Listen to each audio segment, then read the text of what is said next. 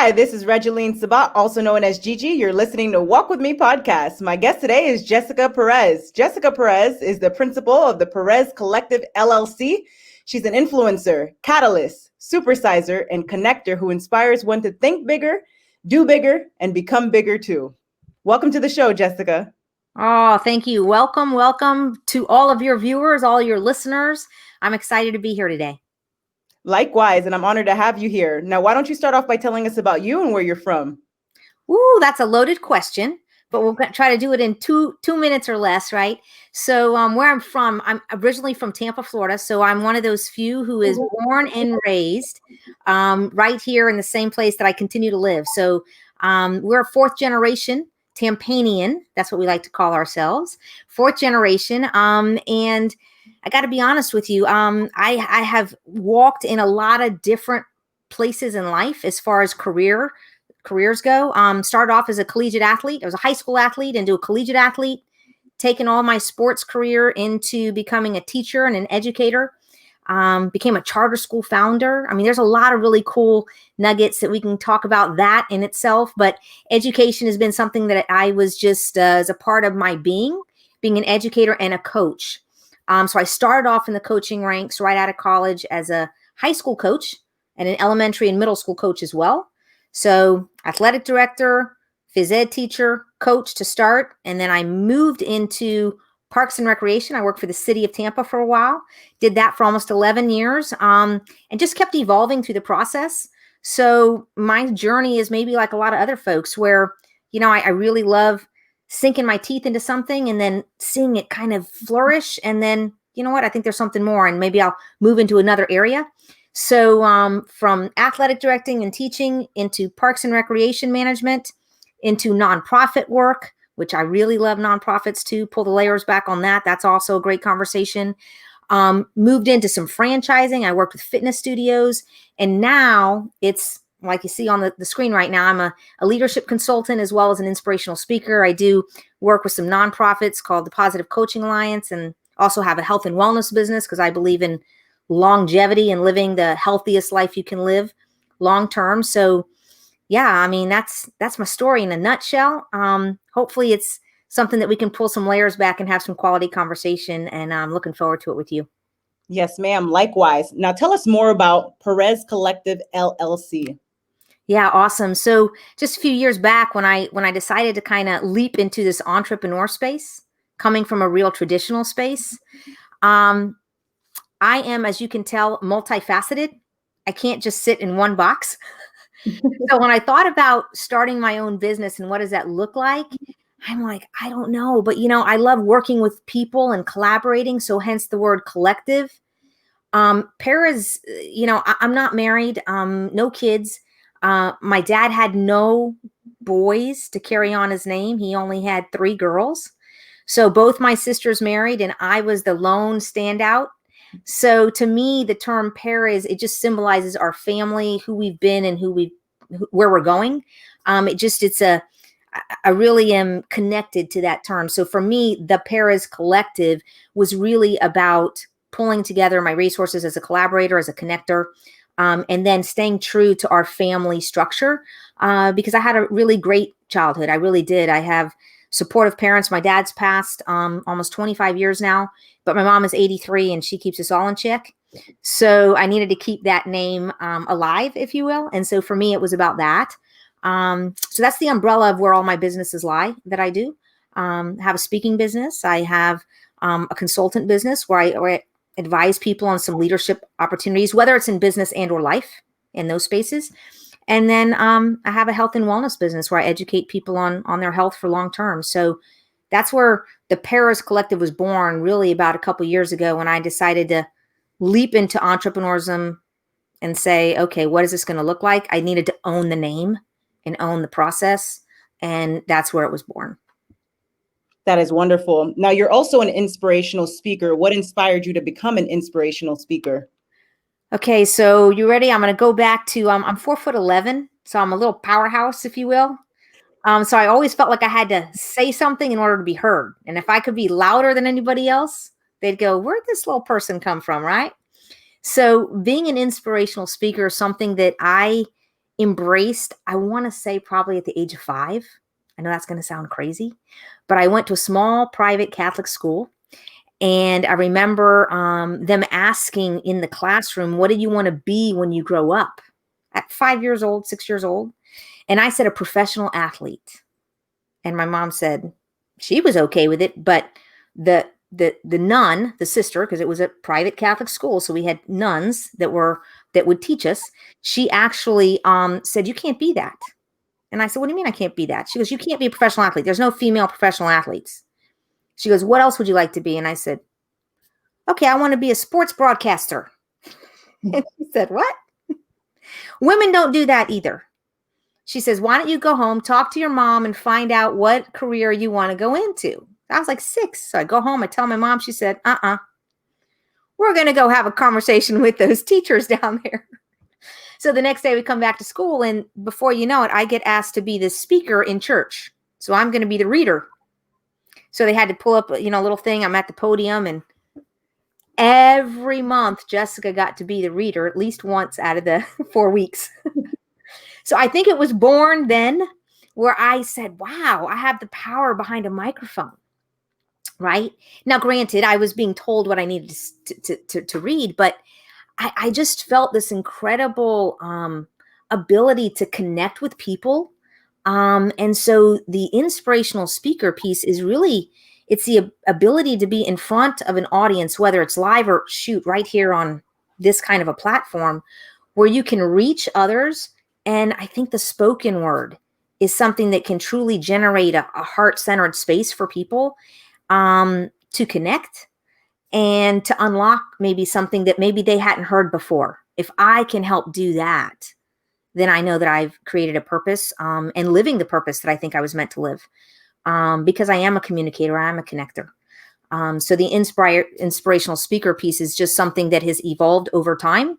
I didn't know that was going to be something at 6 years old, right? Or maybe I did, saying I want to be a sports broadcaster. I started off in that path in college, and I ended up redirecting into sports management, sports administration. But here I am, fast forward to today, and I get to get in front of all kinds of different audiences, both in the wellness world as well as in the sports world, and do character and leadership things. And I've really been blessed with the ability to be able to allow my voice to not only be my voice, but to be the voice of so many others, and saying some things to help direct and shift and create a better pathway for whoever my audience is at that moment. So it's just kind of born and evolved along the journey. So it's been kind of fun. That is wonderful. Your voice truly matters. Now tell us more about the charter school that you founded. Woo, that's a fun story. We were working, myself and my sister, actually, we were working at a small private Catholic school. We had some interesting conversations with who the administration was. And we were, why don't we just start our own school? Like literally, my sister said, we should start our own school. And I said, what are you talking about? I'm the athletic director. I'm the phys ed teacher. What do we know about starting a school? She goes, well, why not? There's a lot of folks that we could pull in. We have great resources. Again, the collaborative nature that my mom and my dad kind of built within us. My sister and I knew we don't know it all, but let's tap the resources in our network that are awesome people. And if we share this idea, if they buy in, maybe they'll be a partner in the process. So the next thing you know, my sister and I, 2 of 13 total people that pooled our resources together and said, you know what? We would like to start our own elementary charter school. So when the charter school movement was just starting to kind of take a strong hold in the Tampa, Florida area, we were only the first charter school in Hillsborough County to actually build a facility from scratch. We were the first ones to do that.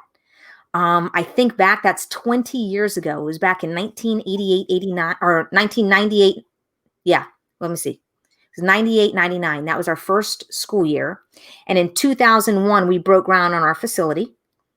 We started off with 200 students, and we ended up with about 600 at that time. That's why we needed a new facility.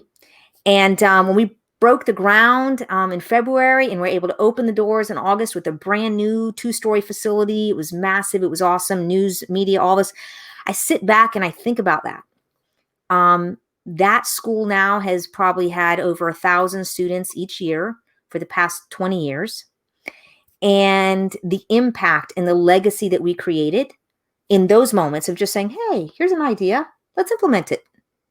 Like those are the things that I really hold on to, but it allows me to, when we talk about what is the Perez Collective and what can it mean, it's about helping others realize they too can take an idea, put it in place, and gosh, the sky's the limit. The sky really is the limit. The think big, do big, become bigger that we talked about at the beginning, that's really where that was born too. Because I feel like I'm living the bigger life, right? By taking action, taking the ideas. And the charter school was absolutely one of the first leaps of faith that I took from a very safe environment. I love being in a comfortable environment. Who doesn't, right? Where you're like, this is easy. I'm moving along. I was working along in that little private Catholic school. Things are good. I knew everybody, knew everything. And then something kind of rocked the boat. And I thought, you know what? You're right, Jen. Why don't we create the platform? And why don't we create a space where we believe that we're creating the community that we want our kids to be in? No questions asked. How about we do that? And that's how it was born. It's pretty cool. That is on the building. Yeah, you could drive by. You're in Tampa. Maybe I'll drive by so you can see it one day. Yes, I'd love that. I love it. Now, tell us more about your experience as an educator. Who is an educator? I didn't head out to become an educator. I didn't get my teaching certificate, right? My mom was not a teacher. My dad wasn't a teacher. I know we have a mutual friend who's a fourth generation educator. I know who I'm talking about, right? He's a fourth. Baker. Mr. Baker, that's right. And that's the reason why we're on here today. But Chip Baker, he's a fourth generation educator. It was in his blood. He knew nothing different. That's just what he was going to do in that path, right? But for me, it was more born out of a need for that particular school. That private Catholic school was looking for an athletic director, happened to have a teaching position assigned to it. And someone gave me an opportunity. And that administrator was a principal at the time. And I said, she was a nun. And I said, Sister Joan, I don't have my teaching certification. She goes, no, but you know kids. You know how to coach. You know how to lead people. She goes, I can teach you how to write a lesson plan. I don't want you to worry about that. And I said, now this is back in 1990. So it's been a few years. I mean, I'm 53. So for those of you who are going, how is she doing all this work? So I am 53. Okay. And so it was in my first year out of college. I was 22 years old, wet behind the ears, didn't know what was going on. And she said, I will walk your hand through it. So, so the education piece really was stemming from the fact that when I was an athlete, I had great coaches. I did start off with my dad. Okay. I had a great coach, and my mom she was my cheerleading coach, right? The rah-rah person in the stands. But my dad was a fundamentally sound coach. And I was blessed to have every coach thereafter in my athletic career to be fundamentally sound. So when you say education, my education is rooted in understanding that things have to start from the ground level up and really give multiple ways to allow people to learn best. And so that's really where my education kind of love came from. And not just there, but in reading books and in filling the mind. So it started off from a physical standpoint, sports education, right? And now it's evolved into, I want to educate people on wellness. I want to educate people on the fact that your mindset, if you have the right mindset, you can overcome so many things. But I don't think people pull the layers back or take enough time to really understand what that means. So if I can help someone do that, I feel like I'm fulfilling a purpose for sure, So I hope that makes sense.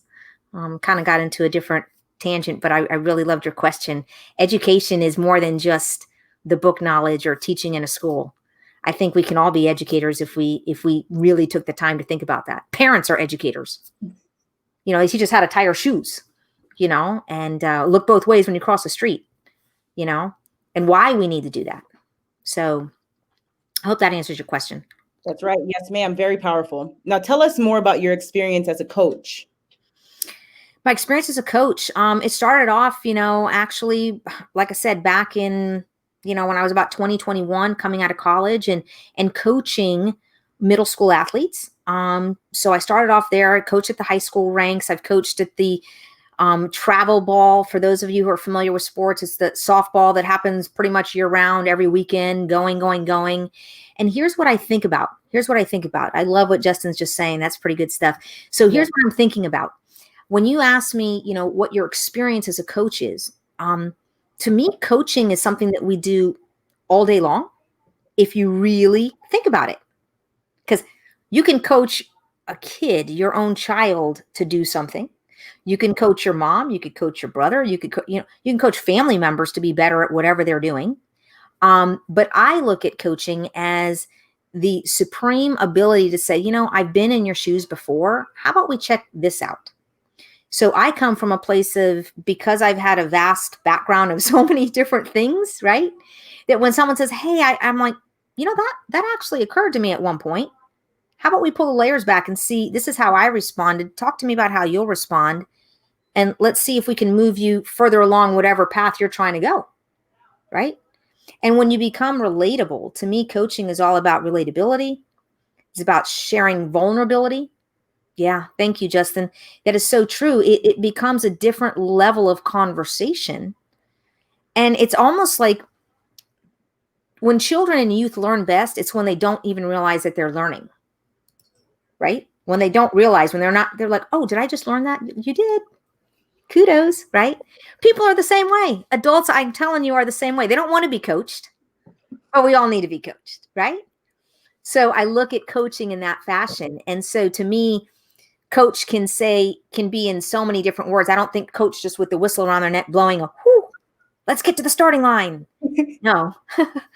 I mean, it's that little nudge to say, uh-oh, maybe I should look in the mirror today. Maybe you're right?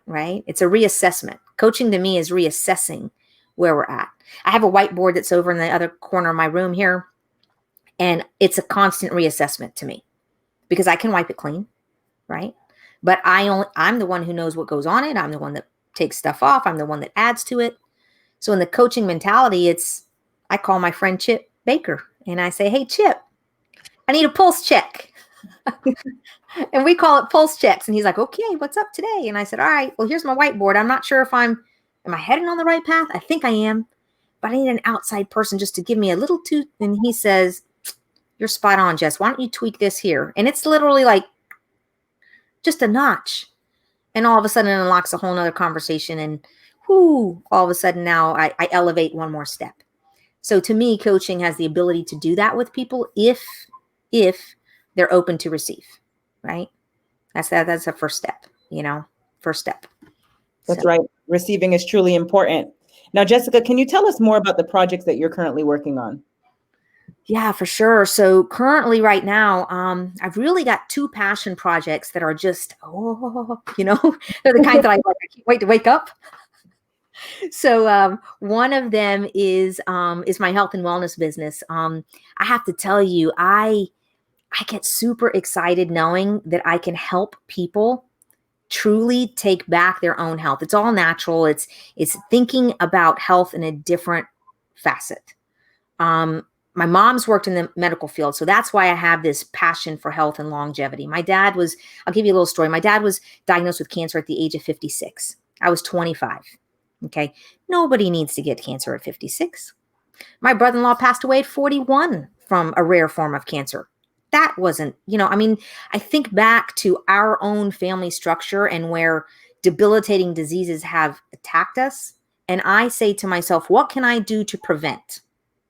What can I do? What can I educate myself on so that I don't have to go down that same path, if possible? I can't say that we promise, anything more than just educating on that journey. And to know that I've come across something that's helped me and my family within that process to prevent, to be a healthier person longer term. I look at my mom at 83 and she was taking the trash out today, keeping me on. I call her my house manager. She lives with me.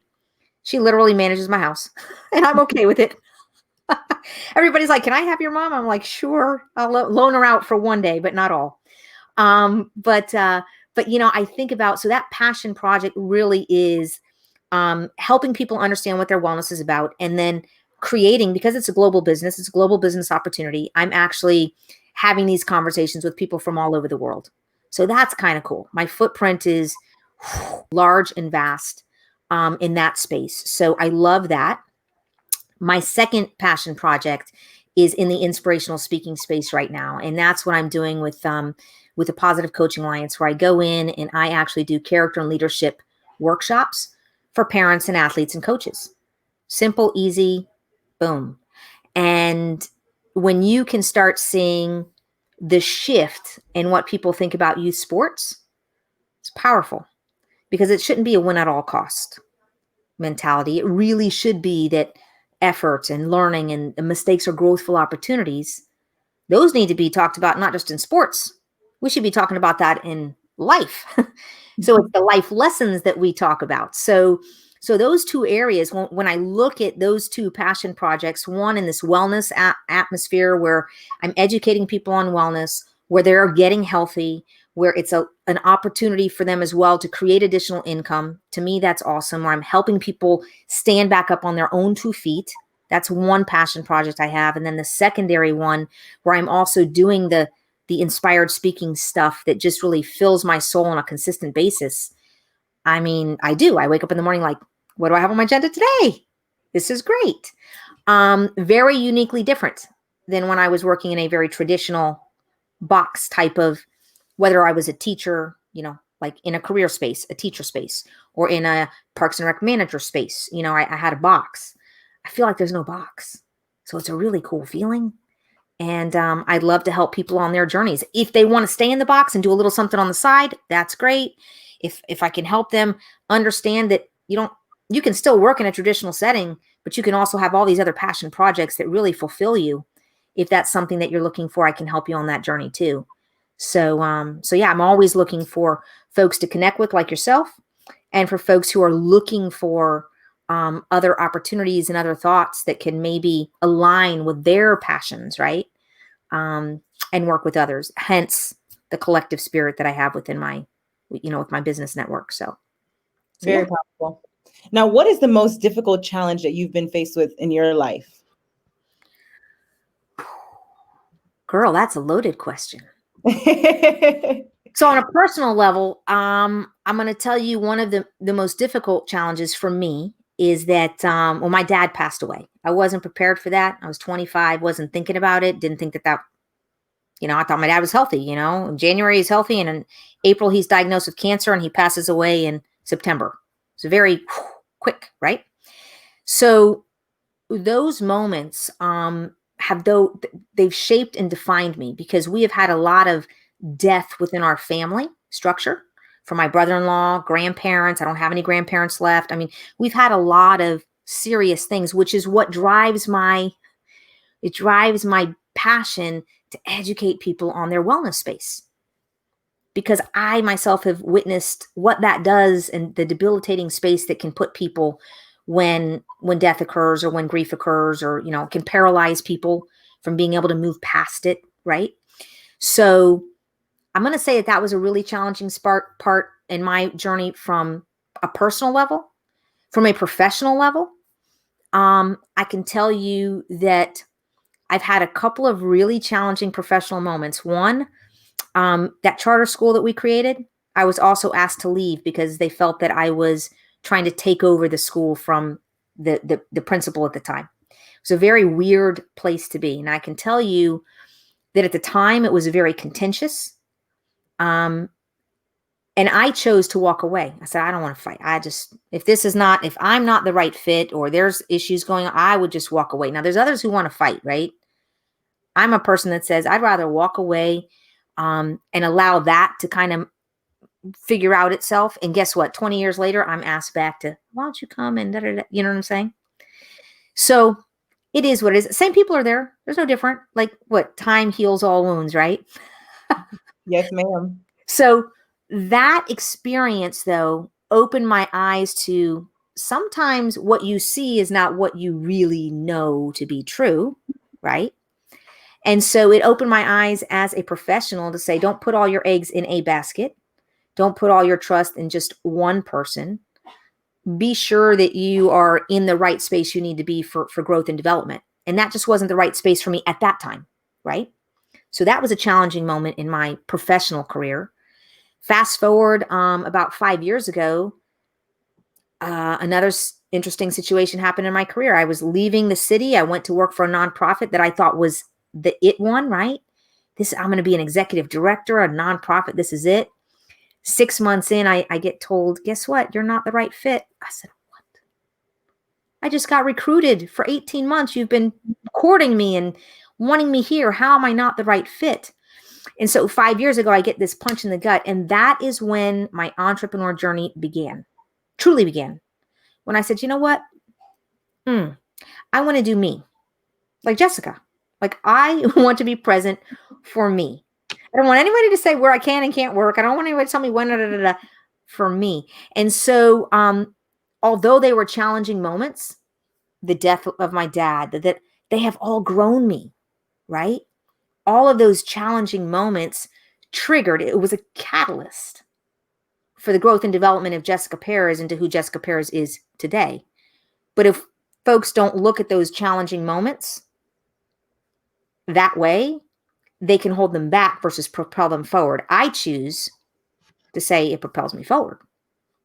It's triggering the mindset, you know? That's a wonderful mindset to have, a positive mindset, and to continue moving forward no matter what challenges you're faced with in your life. Mm-hmm. I love it. Now, was there a time in your life journey where you experienced an aha moment? Yes. And I'm going to tell you, December 4th, 2016, an aha moment. I was at a networking event. It was for network marketing industry that some people may embrace, some people may not even understand it, but it's an industry for me that is really I now understand leveraged income. I understand residual income. I understand the power of team and building networks and teams of people. So I was at this major event. People from all over the world, all over different companies. It was not done by any one specific network marketing company, but done by a network marketing trainer. His name is Eric Worre. And Eric Worre was on stage. He was closing down this, 3-day event in Las Vegas, 10,000 people. So of course he wasn't just talking to me, but I thought he was just talking to me. Of course, right? So I'm in the audience. I have 2 friends, business partners who are standing next to me. We're listening to him. Listen, he had Tony Robbins there. He had Richard Branson there. So, it was a major event, right? It was big time people. And he's closing the event down and he says, listen, he says, this is if I could share a few things, but here's something. For those of you who are givers like me, all of a sudden I perked up because I'm a giver, right? He says, I wanted to share this story with you. So my wife, I was getting ready to head out on another trip, international trip. This was when he was in the network marketing industry. He's no longer in the industry. He's just a trainer for it. But he was with a company and he said, here I am. I'm getting ready to get on this plane to go. And she says, wait, this wasn't on your schedule. You showed me your schedule. You didn't say you were going out of the country. Your kid's 13th birthday is like this weekend. And he says, I know, make it up to him. I'll bring him back a cool present. And she's like, okay, what? A cool present? She says, listen, when are you going to learn that you got to take care of your family? I know you want to build a network. I know you want to build your team. I know you're trying to grow financially for our family, but it's your kid's 13th birthday. It's like a big thing for him. You've been talking about it for 2 months. And he said, well, I got to go. And she said, well, let me ask you this. I know that you're a giver, but when are you going to be a giver with boundaries? And he said, oh my goodness, it hit me between the eyes. And when he said, be a giver, but be a giver with boundaries, the waterfalls came out and I started to cry. I didn't tell you this before, but I'm an emotionally charged individual that when my heart gets turned on, the tears are going to come. So I hope I don't cry during your interview, but it may happen. Just saying. Thank you for the heads up. Giving you the heads up. I'm letting you know. I got tissues over there. But seriously, so when he said that was an aha moment for me. I started crying. My 2 friends are going, what's going on? And I said, did you hear what he said? And they're like, what? They didn't hear it because they weren't the ones that needed to hear that message. That also highlighted an aha moment for me that at times that inspired speaker on the stage can talk to one person when 10,000 are in the room, right? The power of the spoken word. I mean, there were so many aha moments when I wrote it down when I got back to my, I wrote it in my journal. I wrote it because I'm a writer, and I put it down on paper, and I said, you know what? December 4th, 2016 is a humongous space. I came back and I had family conversations. This giver has to create some boundaries to protect herself and not continue to give so much, right, that we lose ourselves in the process. I don't know if anybody out there has ever felt that before. Hopefully you can learn from that. I have shared that story with a LinkedIn friend of mine, and that was our first conversation. She called me. We had, just like you originally, we talked or whatever, and I was talking, and the next thing I know, she has posted about that conversation that we had 2 years ago. And she said that conversation was an aha moment for her. And I was like, how cool is that? That I'm relaying my aha moment that's helping her have an aha moment in her world to be the giver with boundary. And I thought, well, there you go. That's a powerful statement. So thank you for asking that question. You're welcome. That aha moment has truly allowed me to be free of some of those things that you carry with you when you are a true giver. And you do give to the point of at times losing yourself in the process. So I'm very grateful that you asked that question. And yeah, so I love it. a moment. Mm-hmm. Yes, ma'am. Now, can you tell us more about what gives you happiness in your life? People, 100% people. I love connecting with people, new, old, young people. I am so the last few months have been kind of challenging, right? Because I'm doing people on a screen. So I'm like, when can I get to be with people? So so for me, people, connections, family, friends, quality time spent with individuals, to me, that far surpasses anything that's in a bank account, anything that I own. So for me, it really is in the beauty of the time spent, right, to create a platform of just connectedness. To me, that's really what makes me happy. So hope that makes sense. Amazing. Yes, it does make sense. Now, what is your best advice to the audience for walking with purpose and living a life of happiness? Ooh, my best advice. So I'm going to go back to my initial, when you said it in the bio, the think big and the do big and the be big. Let me tell you a little bit about that and why that's so powerful. So many people, when we say we think big, we just put it on paper, or we dream, but do we actually do it? So the do big has to follow the think big. Okay. We can't dream big. We got to do it. Right. So that's my next little tagline where I say, just rip the Band-Aid. If you're an athlete, you know what I mean? So my athletes out there, you don't just go like real slow on a Band-Aid because that would hurt. You know, the hair stick, you know what I'm talking about? We rip the Band-Aid. That's the doing big. Sometimes we have to rip a bunch of Band-Aids off to get to where we want to go. And that's the becoming bigger, because now you're in a space of your zone of genius. It's a great book, The Big Leap, where the zone of genius becomes where Jessica Perez can become the best Jessica Perez that's out there, right?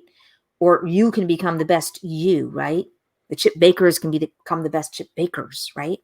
So I think about those opportunities. So for me, it really is to truly, truly, truly, truly think the big, do big, and you'll become bigger in any aspect of your life, whether it's in relationships or work, athletics, if you're trying to, work on your health, your wellness space, whatever. If you can really do those things, that's where the magic happens to me, and where happiness will begin to just flow. It's just like I said, when I wake up in the morning, I'm like, what do I have today? I'm excited. Not many people can say they do that. I know this because I talk to lots of folks, and I'm like, you too can have that power.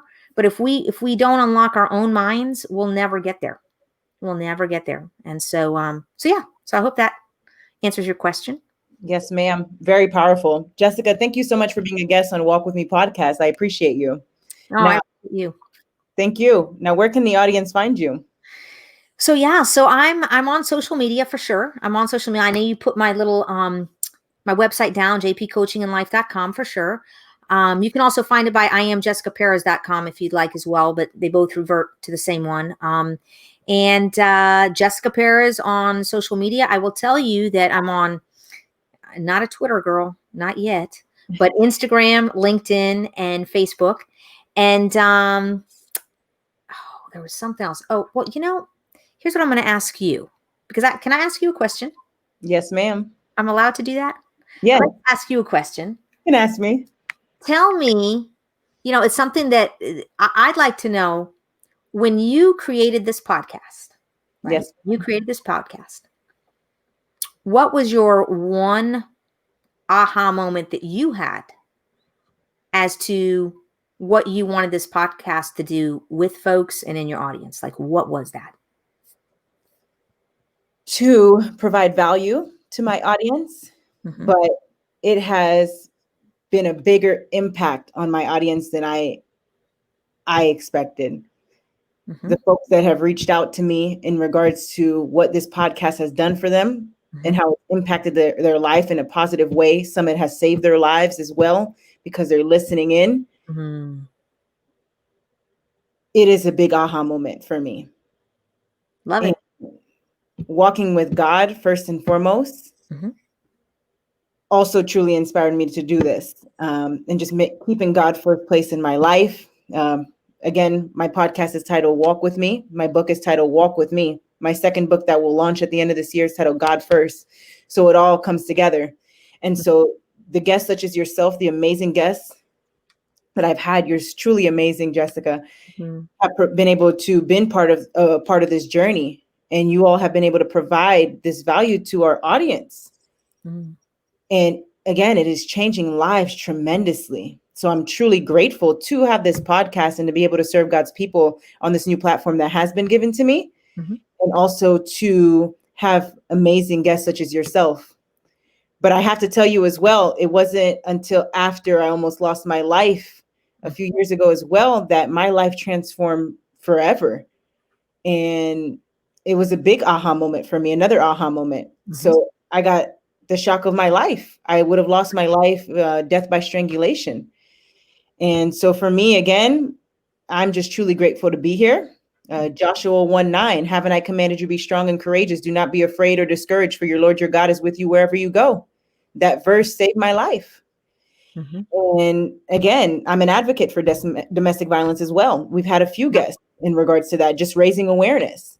But this podcast is so much value in regards to the different backgrounds our guests are from and the value that they provide. Each individual is unique.